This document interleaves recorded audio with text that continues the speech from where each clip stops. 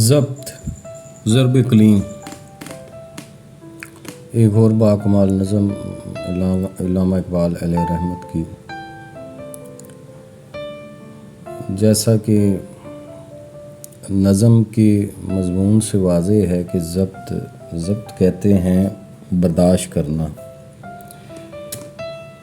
نفسیاتی خواہشات کو کنٹرول میں رکھنا، یعنی پرہیزگاری کا اعلیٰ مقام. اور نظم ہے: طریق اہل دنیا ہے گلا شکوہ زمانے کا،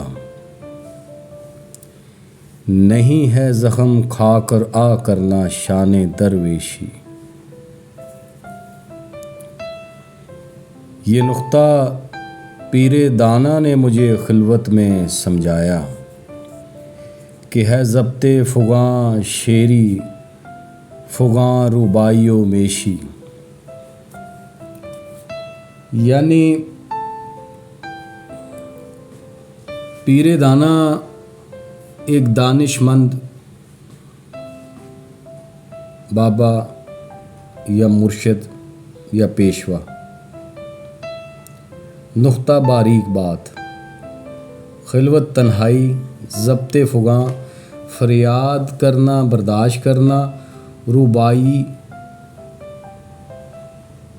لومڑی کی طرح کی مکاری، میشی بھیڑیے کی طرح بزدلی. مرشد اقبال فرماتے ہیں کہ جو لوگ دنیا دار ہیں ان کا طریقہ یہ ہے کہ وہ زمانے کا شکوہ اور شکایت کرتے رہتے ہیں، یعنی خوش نہیں رہتے، صابر نہیں رہتے. لیکن جو درویش لوگ ہیں وہ زمانے کے زخم کھا کر بھی آ نہیں کرتے اور اسے خدا کی رضا سمجھتے ہوئے اسے برداشت کرتے ہیں. مجھے ایک دانش مند بزرگ نے تنہائی میں یہ باریک بات سمجھائی کہ مصیبت کے وقت فریاد کو ضبط کر لینا اور مصیبت پر آہ و فریاد نہ کرنا شیروں کی خصلت ہے، یعنی بہادر لوگوں کی. اور ایسے موقع پر آہ و فریاد کرنا، مصیبت کو برداشت نہ کرنا لومڑی اور بھیڑیے کی طرح مکاری اور بزدلی ہے. یعنی آپ اس کو یوں سمجھ سکتے ہیں کہ ایک عام بندے اور اللہ والے بندے میں جو جوہری فرق ہے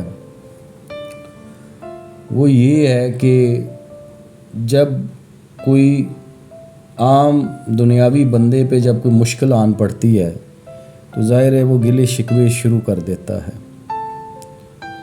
اور گلے شکوے کرتے وقت وہ یہ نہیں سوچتا کہ یہ مصیبت، یہ پریشانی جو ہے یہ اللہ تعالیٰ کی طرف سے ہے.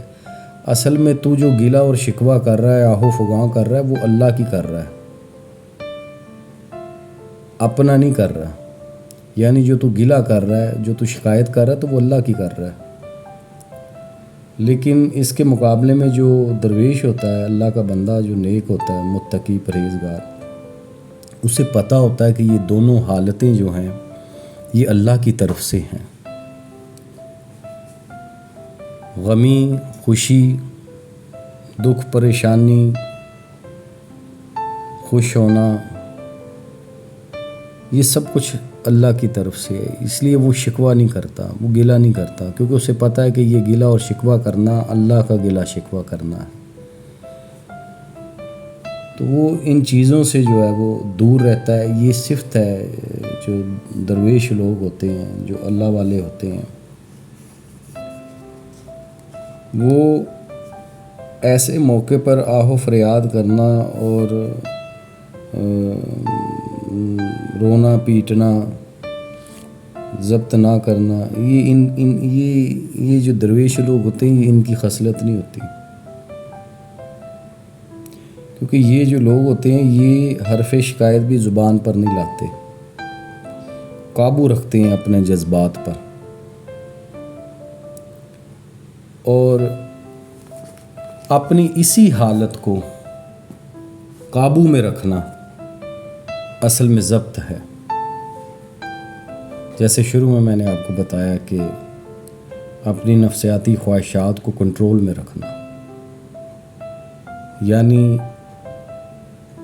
اللہ سے دوری اختیار کرنا کسی بھی صورت میں، یعنی وہ یہ برداشت نہیں کرتے، ان کو پتہ ہوتا ہے کہ یہ گلہ شکوہ کرنا بھی اللہ سے دراصل دوری ہے، اور وہ دوری سے بچتے ہیں، اس لیے وہ ضبط کرتے ہیں، اور اسی کیفیت کا نام ضبط ہے۔